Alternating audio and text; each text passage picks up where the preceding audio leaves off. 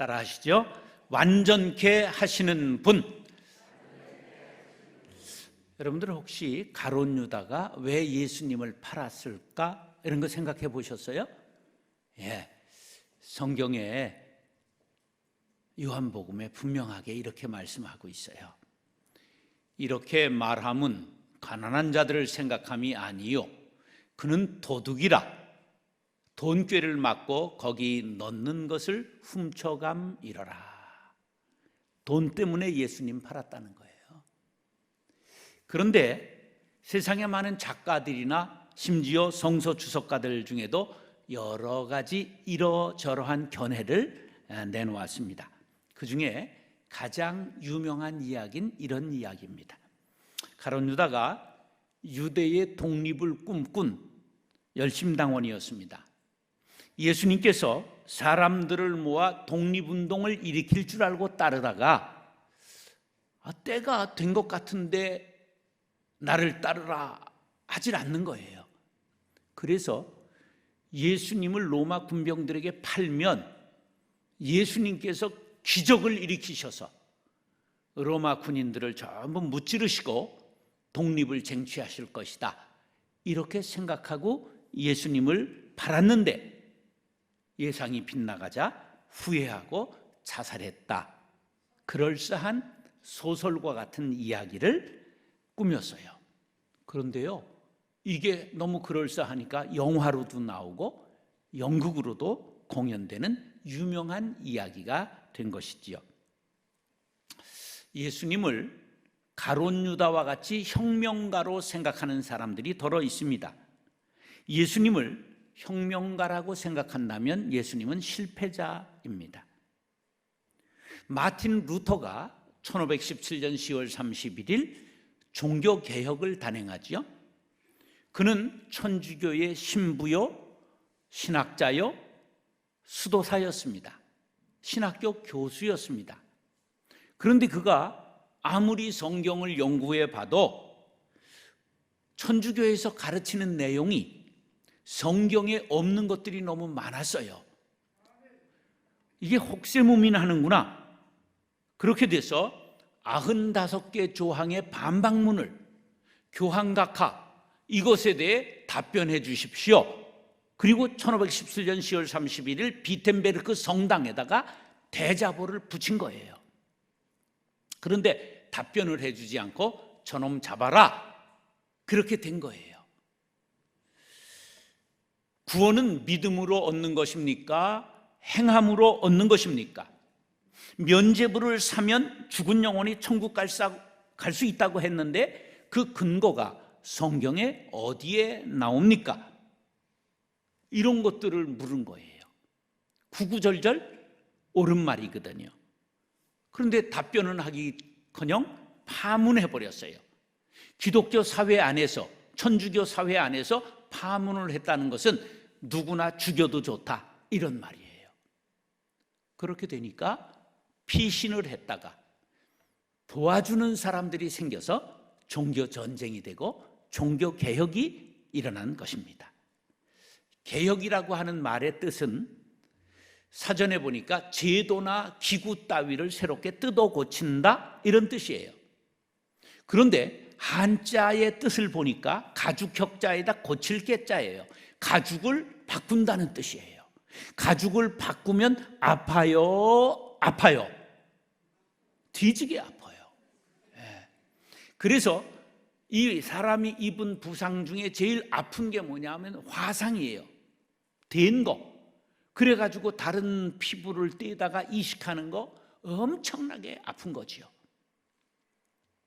예수님을 완전히 구질서를 부수고 새 질서를 만들기 위해 혁명을 일으킨 분으로 오해하면 안 됩니다. 예수님께서는 율법을 폐기 처분하러 오신 분이 아니라 완전케 하러 오신 분이십니다. 부족을 채우시고 잘못된 부분을 벗기고 새롭게 하기 위해 오신 분이십니다. 사랑하는 형제 자매 여러분, 오늘 말씀을 통해 성령께서 우리들에게 밝히 조명하시고 오늘 말씀을 분명히 깨닫게 되는 은혜가 임하게 되기를 예수님의 이름으로 축원합니다. 따라서 오해를 풀어야 합니다. 대부분의 그리스도인들이 율법에 대해 오해합니다. 율법은 나쁜 것이고 복음은 좋은 것이라는 생각이지요. 당연히 복음은 좋은 것입니다. 그러나 율법도 좋은 것임을 알아야 합니다. 단지 율법의 역할이 죄와 그 인간의 죄에 대해 기준을 제시하고 지적하고 정죄하기 때문에 부정적으로 보이는 측면이 있을 뿐입니다. 자, 법 체계를 보면 재판을 할 때 재판관이 있고 변호사가 있고 검사가 있어요. 그러면 제일 날카롭게 보이는 직업이 뭐예요? 검사지요. 왜? 죄를 구형해야 되니까. 그러면 검사는 나쁜 놈들이지요? 아니에요. 역할이 죄를 찾아내서 죄를 물어야 되는 직업일 뿐인 거지요. 자, 율법이 나쁜 것이 아니라 인간이 죄를 짓는 것이 나쁜 거예요. 율법과 복음을 정의해 볼게요. 율법은 선과 악의 기준은 무엇인가, 그리고 범죄의 대가는 무엇인가를 객관적으로 규정한 것을 율법이라고 말해요. 모세 오경을 율법이라고도 합니다. 개인, 사회, 국민 생활 모두를 포함한 실제 생활 규범을 율법이라고 말합니다. 그러면 복음은 무엇일까요? 복음은 예수께서 죄인된 우리의 구원을 위해 죄인인 우리가 받을 형벌을 대신 치루어 주셨다는 기쁜 소식, 좋은 소식이 복음입니다. 성경은 구약과 신약으로 되어 있어요. 그래서 예수님을 중심으로 이전을 구약이라고 말하고 예수님 이후를 신약이라고 말하는 것입니다. 강조점이 다르지만 결국은 예수 안에서 예수님의 구속사역을 통한 죄인의 구원이라는 하나의 주제로 성경은 통합됩니다. 율법과 복음이 그 역할은 다를지라도 인간을 구원한다는 큰 목적하에서 서로 연결되는 것입니다. 고로 성경에서 어떤 경우에는 율법에 대해 긍정적인 측면을 이야기하고 때로는 부정적인 측면을 이야기하는데 이것은 상호 모순된 것이 아니라 율법 자체가 목적에 있어서는 인간 구원을 위한 것이므로 긍정적이나 역할에 있어서는 죄를 정죄하는 역할을 하기 때문에 부정적인 측면을 가지고 있을 뿐입니다. 그러므로 율법이 갖고 있는 모든 측면을 통시적으로 이해하지 않으면 오해가 생기게 마련입니다. 그런데 예수님께서 오셔서 복음을 전하시자 많은 사람들이 예수님께서 율법을 폐지하러 오셨다 말했습니다. 오해한 것이지요. 그런 것을 오늘 본문에서 예수님이 이와 같이 해명하셨습니다. 17절, 18절 시작. 내가 율법이나 선지자를 피하러 온 줄로 생각하지 말라. 피하러 온 것이 아니요 완전하게 하려 함이라. 진실로 너희에게 이르노니 천지가 없어지기 전에는 율법의 1.1획도 결코 없어지지 아니하고 다 이루리라. 할렐루야. 예수님께서 혁명가로 오셔서 율법과 선지자로 대변되는 구약을 파괴하기 위해 오신 분이 아니라는 뜻입니다. 율법의 정신을 계승하고 완성하고 오히려 완전하게 승화시키기 위해 오신 분이십니다. 하나님의 계시는 점진성을 가지고 있습니다. 율법에서 복음으로 점진적으로 나아가는 것입니다. 그런 의미에서 한번 따라 하시죠. 율법 없이 복음 없다. 율법 없이는 복음 없습니다. 굉장히 중요한 말입니다. 자, 예수님은 율법의 부족한 부분을 채우러 오셨습니다. 그래서 우리가 읽은 17절에 보면 내가 율법을 폐하러 온 줄로 생각하지 말라. 폐하러 온 것이 아니라 완전하게 하려 함이라 말씀하셨어요.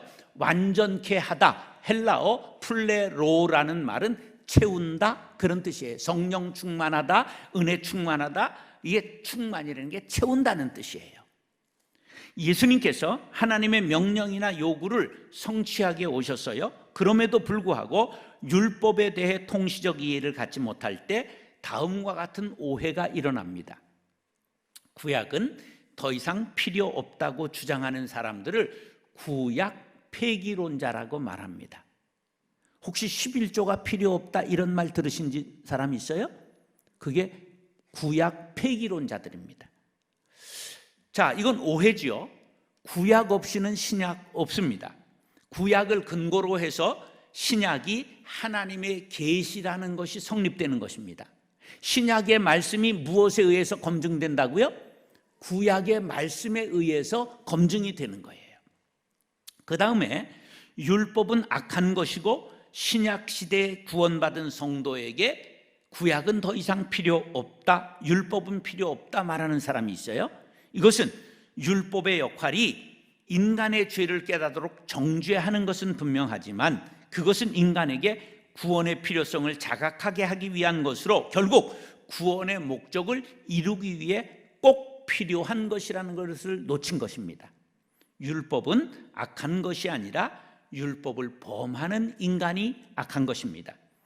신약 시대에 이르러 복음이 최종 계시가 되었습니다. 그러나 율법은 여전히 선한 행위의 기준으로 필요합니다.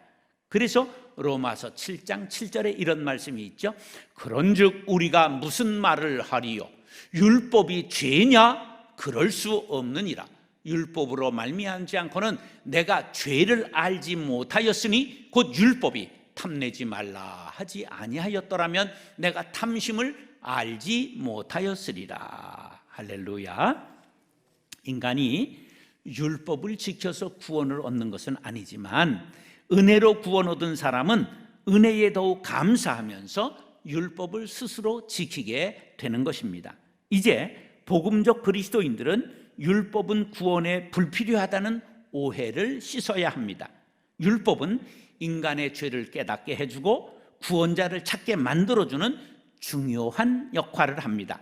또한 구원받은 자들의 생활을 거룩하게 경건하게 인도하는 역할을 합니다. 이에 대하여 사도 바울은 율법의 역할을 초등교사, 옛날엔 뭐라고 그랬죠? 몽학선생이라고 말했어요.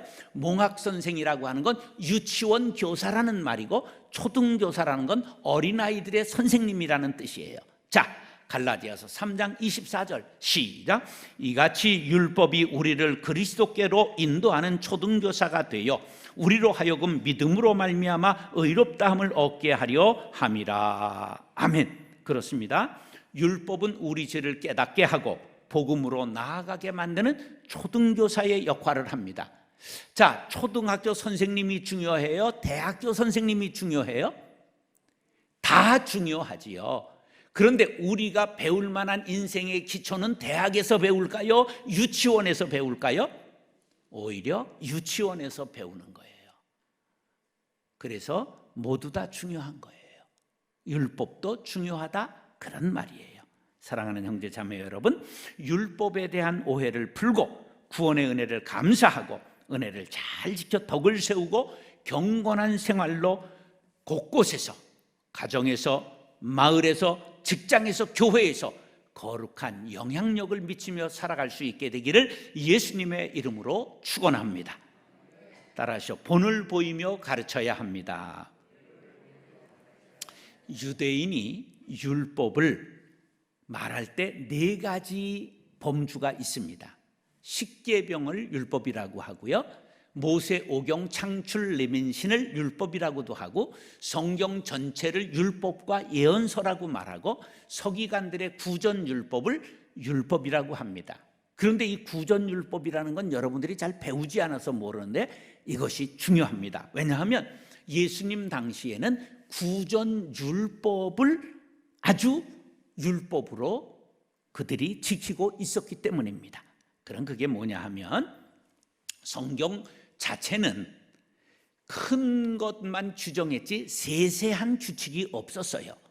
그러니까 후세 유대인들이 인간의 삶을 규정하는 규칙을 아주 세세하게 만들었어요. 그래서 안식일을 지켜라, 안식일을 거룩하게 지켜라 하는 4계명을 가지고 예를 들어보겠습니다. 안식일을 거룩하게 지키기 위해서는 노동을 하면 안 돼요. 그러면 무엇이 노동인가를 정의해야 됩니다. 자, 안식일에 짐을 운반하는 것이 노동이에요. 그럼 짐이 무엇인가를 규정합니다. 이것이 율법과 바로 율법교사와 서기관들이 하는 일이에요. 자, 마른 무화과 한 송이 무화과 한 송이에 해당되는 게 짐이에요. 다른 것과 혼합하기 위해 넣는 한 잔의 포도주가 짐이에요. 한 모금으로 마실 수 있는 우유도 짐이에요. 상처에 바를 만한 소량의 꿀이 짐이에요. 어린 아이들에게 바를 만한 양의 기름이 짐이에요. 한 장의 세관 통지서를 쓸 만한 종이 한 장이 짐이에요. 알파벳 2자를 쓸 만한 양의 물 한 개의 펜을 만들 만한 갈대, 그것이 짐이에요. 자, 이것을 연구하고 토론하는 걸 율법사와 서기관들이 했어요. 자, 그러니까 어떤 문제들이 생기냐 하면, 등잔을 안식일에 여기에서 저기로 옮길 수 있느냐? 안 된다, 이러는 거예요. 일이 되니까, 짐을 옮겼으니까. 옷을 만드는 사람이 자기 옷에 바늘을 한번 댔어요. 이게 노동이냐 아니냐? 노동이에요. 여자가 안식일에 브로치를 달 수 있느냐 아니냐? 이걸 갖고 토론하는 거예요. 그리고 의치를 낄 수 있느냐? 가발을 쓸 수 있느냐? 의수를 낄 수 있느냐? 아기를 들어 올릴 수 있느냐? 끊임없이 논쟁을 한 거예요. 심지어는 안식일에 글자를 2자를 쓰면 안 됩니다. 노동한 거예요. 심지어 이것을 규정하다가 보니까 이렇게 했어요. 한 자는 담에다 썼다. 근데 하나는 땅에다 썼다. 그 2자가 함께 읽기가 어려우니 이거는 노동이 아니다. 모래밭에 썼다. 이건 읽기가 어려우니 노동이 아니다. 이런 세세한 것을 만들어 가지고 싸움을 한 거예요. 자, 안식일에 병을 고치면 돼요, 안 돼요? 예수님이 뭐라고 그랬어요? 소가 웅덩이에 안식일에 빠지면 너희들 어떡하겠느냐? 건져주지 않겠느냐? 왜 그런 말씀을 하셨느냐 하면, 안식일에 의사에게 환자를 데리고 왔어요. 그러면 고쳐서 낫게 하면 안 됩니다. 더하지 않도록만 유지해 줘야 돼요. 자, 붕대를 감는 건 죄가 아니에요. 붕대에 약을 발라서 감으면 죄예요. 희한하지요? 고름이 나와요, 귀에. 그러면 여기에다 솜을 끼우는 건 죄가 아니에요. 약을 발라가지고 솜을 끼우면 죄예요. 이런 걸 가지고 싸우고 있었다, 그런 말이에요. 수천 개의 규례와 규칙을 지키는 것을 정통 유대인이라고 말했어요. 그러니까 예수님이 이렇게 판별한 것입니다. 19절 시작. 그러므로 누구든지 이 계명 중에 지극히 작은 것 하나라도 버리고 또 그같이 사람을 가르치는 자는 천국에서 지극히 작다 일컬음을 받을 것이요, 누구든지 이를 행하며 가르치는 자는 천국에서 크다 일컬음을 받으리라. 자, 말씀 그대로 두세요. 자, 보세요. 누구든지 이 계명 중에 지극히 작은 것, 이게 뭐냐면 하나님 사랑과 이웃 사랑을 말하는 거예요. 하나님 사랑과 이웃 사랑을 버리고 사랑 없이 사람을 가르치는 자는 천국에서 작은 자가 되고, 사람을 사랑하며 사랑을 실천하는 사람은 천국에서 큰 사람이 될 것이다, 그런 말씀이에요. 근본 정신이 무엇을 담아야 된다고요? 사랑을 담아야 된다, 그런 거예요. 말로만 가르치려고 하지 말아라, 행동으로 사랑해라, 그런 말이에요. 그러므로 이 사람들이 얼마나 세세한 조항을 만들어내고 빠져나갈 구멍을 찾고 못된 짓을 했느냐 하면, 고르반이라는 말이 있어요. 이것이 하나님 앞에 드렸다, 그런 거예요. 자, 어버이날이 돼서 아들과 며느리가 왔어요. 근데 맨손으로 왔어요. 그래서 야, 너희들은 어버이날 아무것도 안 가지고 뭐 하러 왔냐? 아버지가 그러니까 고르반 했습니다 그러는 거예요. 무슨 말이냐면 하나님 앞에 고르반 드렸기 때문에 돈이 없어서 아무것도 못 가져왔습니다. 그러면 잔소리하면 큰일 납니다. 왜? 하나님 앞에 드렸기 때문이라는데 잔말하면 하나님 앞에 무례하게 되는 거예요. 이것에 대하여 실제로 그런 일이 있었기 때문에 마가복음 7장 11절로 13절 너희는 이르되 사람이 아버지에게나 어머니에게나 말하기를 내가 드려 유익하게 할 것이 고르반 곧 하나님께 드림이 되었다 하기만 하면 그만이라 하고 자기 아버지나 어머니에게 다시 아무것도 하여 드리기를 허락하지 아니하여 너희가 전한 전통으로 하나님의 말씀을 피하며 또 이 같은 일을 많이 행하는지라. 너희들이 하나님의 말씀을 핑계로 하여 인간의 도리를 하지 않는구나. 그것은 하나님이 기뻐하지 않는 죄다 그런 말이에요.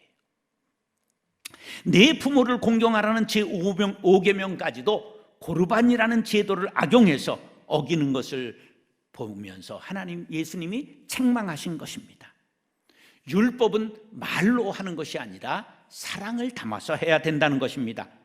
그래서 법을 연구해 가지고 남에게 무거운 짐을 지우게 하는 것이 좋은 방법이 아니라 바로 본을 보여야 한다 그런 말이에요. 자녀들은 부모가 말한 대로 살지 않고 부모가 행한 대로 따라가는 법입니다. 예수님은 사랑으로 섬김으로 우리들에게 본을 보여주셨습니다. 요한복음 13장 15절 시작.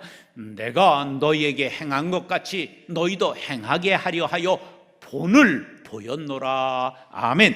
사랑하는 형제 자매 여러분, 예수님이 사랑의 본을 보이시며 가르치신 대로 우리들도 사랑의 본을 보이는 부모, 사랑으로 부모를 섬기는 자녀, 세상의 모든 사람들 앞에 빛이 되는 사랑의 사람들이 될 수 있기를 예수님의 이름으로 축원합니다. 따라하시죠. 사랑을 담아 의를 행해야 합니다. 바리새인과 서기관을 우리가 우습게 보면 안 돼요. 우리 전체가 달려들어도 바리새인 한 사람을 당할 수 없는 열심인 신앙인들이었어요. 얼마나 하나님의 율법을 준수하기에 힘썼느냐.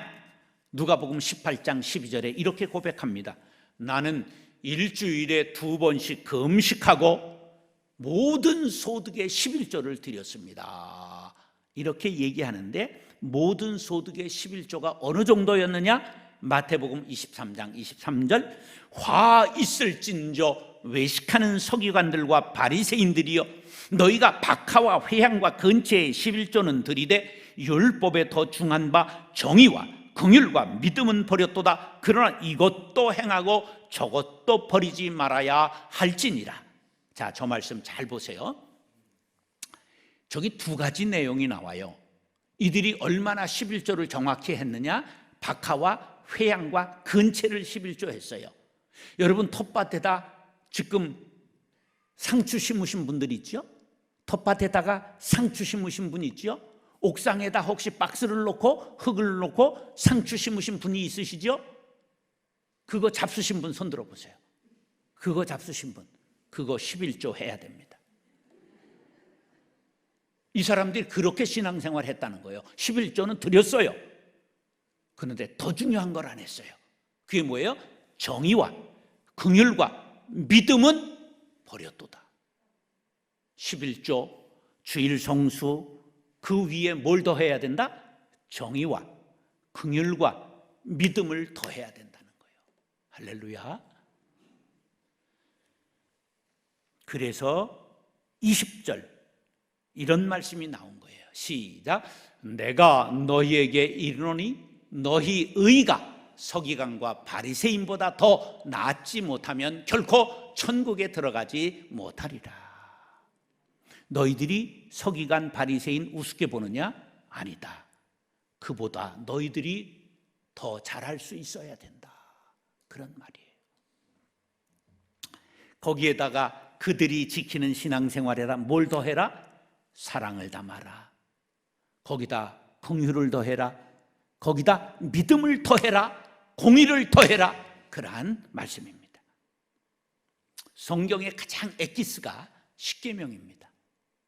그것을 두 계명으로 또 엑지스로 요약하신 것이 마태복음 22장입니다. 37절로 40절.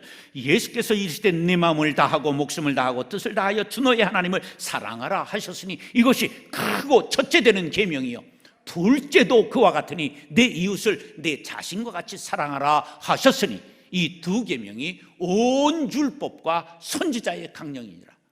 성경 전체니라 이런 말씀이에요.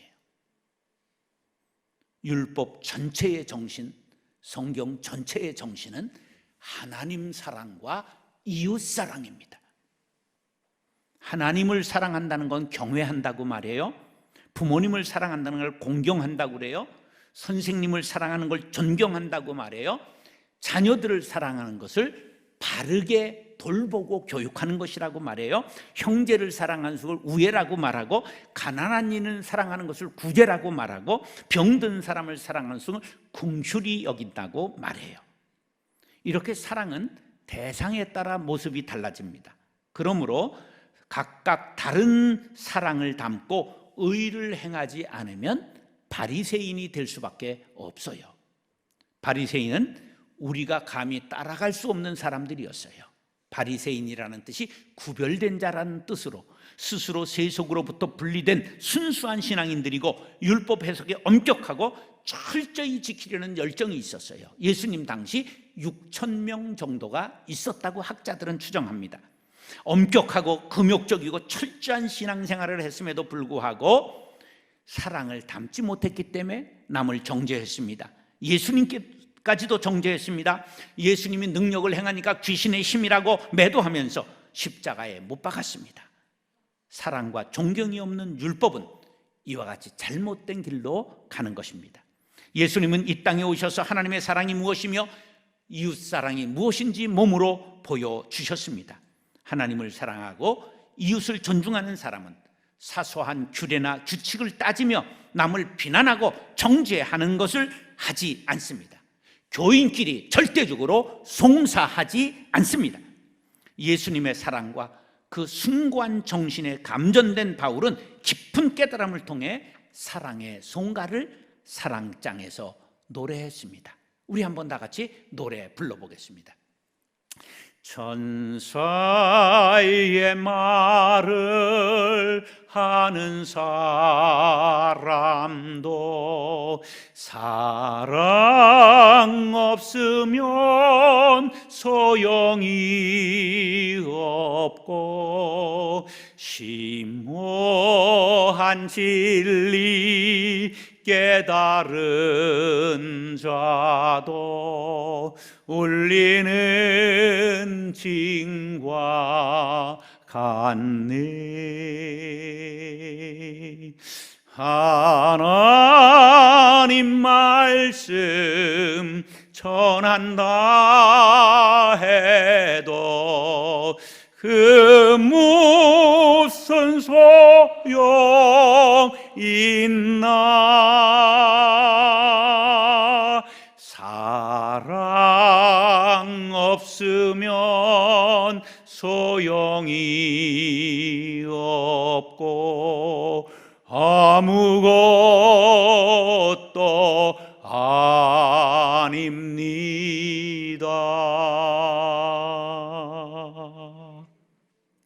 오늘 우리는 서기관과 바리새인의 의를 곰곰이 생각해 봐야 합니다. 나는 과연 이들만큼 신앙에 열정이 있었나? 자신을 돌이켜 보아야 합니다. 내 신앙이 조금 열심히 있었다고 남을 정죄하거나 비판하는 사랑이 결핍된 사람은 아니었나? 자신을 돌이켜 보아야 합니다. 내 신앙이 형식적이고 외적인 것에 치중하다가 내적인 빈곤에 허덕이고 근본적인 사랑이 결핍되어 책망받을 수준의 신앙은 아니었던가 성찰해야 합니다. 서기관이나 바리새인들은 지도자여 지식인이요 철저한 신앙인이었습니다. 그럼에도 불구하고 근본적인 하나님의 뜻을 구하지 않았기 때문에 오히려 질책의 대상이 되고 빗나간 신앙인의 대명사가 된 안타까운 사람들입니다. 내가 그러한 사람은 아닌가 돌이켜보시고 사랑을 담아 의를 행하고 겸손한 그리고 온유하고 경건한 신앙인들이 될 수 있기를 축복합니다. 골로새서 3장 14절 시작. 이 모든 것 위에 사랑을 더하라. 이는 온전하게 매는 띠니라. 사랑하는 형제 자매 여러분, 나의 사랑의 허리띠가 부러지지는 않았는가 돌이켜보시기 바랍니다. 사랑으로 허리띠를 동이고 하나님의 뜻을 온전히 행하며 모든 사람들 앞에 사랑으로 의를 행하는 모범을 보이는 응암교회의 성도님들 될 수 있기를 예수님의 이름으로 축원합니다. 따라서 완전케 하시는 분, 오해를 풀어야 합니다. 본을 보이며 가르쳐야 합니다. 사랑을 담아 의를 행해야 합니다. 기도하겠습니다. 사랑과 은혜가 풍성하신 아버지 하나님, 우리가 율법이 불필요하다고 하는 오해를 풀게 도와주시고 복음으로 구원받은 은혜에 감격하면서 율법도 잘 지켜서 세상 사람들에게 본이 되게 하여 주시옵시며 자녀들에게 우리의 뒷모습을 아름답게 남기는 부모들 되게 하여 주옵소서. 이제는 사랑을 반드시 담고 의를 행하는 사람들 되게 하여 주옵시며 내가 의롭다고 생각하고 남을 정죄하는 사랑의 결핍이 없는가 자신을 돌아보아 주님 앞에 나에게도 사랑을 더하여 주옵소서. 겸손히 구하는 믿음의 사람들 되게 하여 주옵소서. 예수님의 이름으로 축복하며 기도드리옵나이다. 아멘.